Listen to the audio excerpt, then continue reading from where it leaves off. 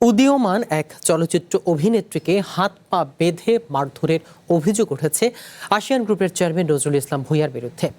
ওই অভিনেত্রীর নাম স্নিগ্ধা চৌধুরী। রবিবার রাতে আসিয়ান হাসপাতালের একটি বিজ্ঞাপনে চুক্তি সইয়ের প্রলোভনে ডেকে নিয়ে এই নির্যাতন চালানো হয় বলে জানান এই মডেল। এ সময় তার মুখে গরম কফি ঢেলে দেওয়ার পাশাপাশি প্রাণনাশের হুমকিও দেওয়া হয়। এরপর সেখান থেকে পালিয়ে আসেন তিনি। পুলিশ বলছে এই ঘটনায় মামলা রুজুর প্রক্রিয়া চলছে, এর পরবর্তী পদক্ষেপ নেওয়া হবে। আসিয়ান গ্রুপের চেয়ারম্যান, তো ইমন নামে তার একজন ব্রোকার আছে। এই যে আসিয়ান নজরুল, সে আমাকে যে বাটাকিয়া ভাবতেছে, মানে সে এমন একটা লোক, সে কালকে আপনাকে চিনলে আজকে আপনাকে চিনবে না, এই টাইপের। এরপরে সে ইমনকে ঘর থেকে বের করে দিল যে ইমন তুই বের হয়ে যা। গরম কফি আমার মুখে ঢেলে দিছে। এরপরে বলে কি যে চাকু দিয়ে ওর মুখ কেটে দে। ইমন আমাকে বলছে, আপু ওখানে কাজ আছে, একটা কাজের ব্যাপারে কথা বলবে, 1 বছরের এন্ডোর্সমেন্ট, তুমি চলো।